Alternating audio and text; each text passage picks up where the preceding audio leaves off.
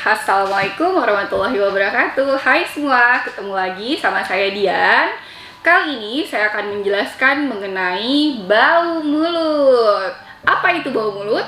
Bau mulut atau halitosis adalah suatu kondisi di mana seseorang memiliki aroma yang tidak sedap. Halitosis ini atau bau mulut ini paling banyak atau 80% disebabkan oleh gangguan di sekitar rongga mulut ya. Ya, penyebab halitosis itu terbagi atas dua ya.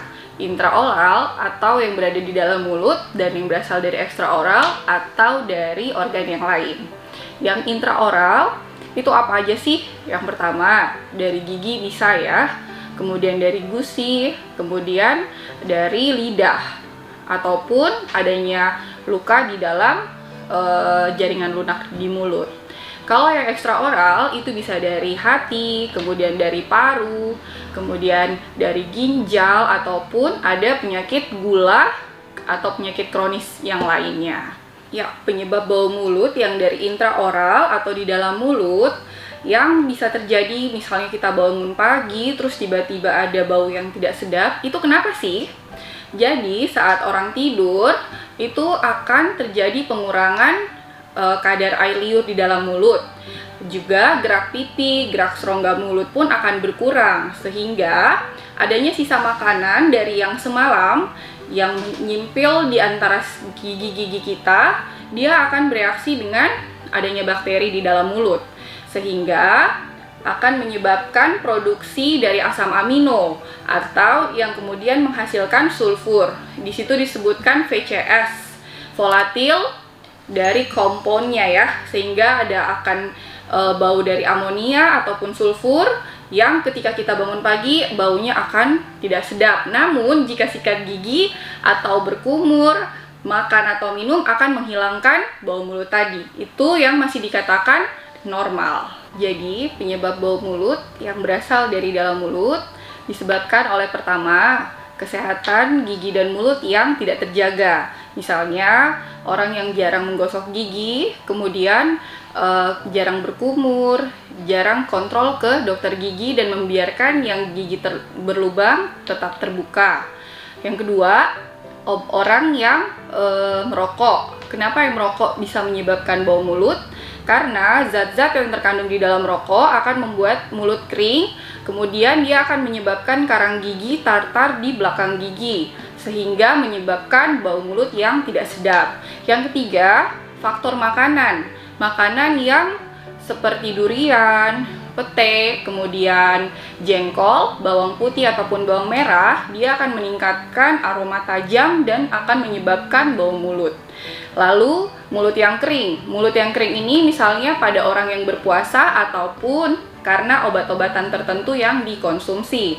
Selanjutnya, orang yang menggunakan gigi palsu ataupun kawat gigi. Biasanya di sela-sela kawat gigi ataupun gigi palsu akan tersimpan sisa makanan, sehingga harusnya pada saat tidur ataupun setelah makan dibersihkan lebih bersih lagi. Berikutnya, infeksi di dalam mulut atau luka di dalam mulut seperti adanya sariawan ataupun luka tergigit atau setelah operasi yang ada di sekitar rongga mulutnya sendiri.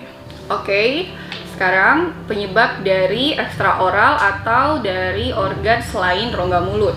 Yang pertama, paling sering disebabkan oleh penyakit dari asam lambung. Yang meningkatnya asam lambung yang disebut sebagai GERD.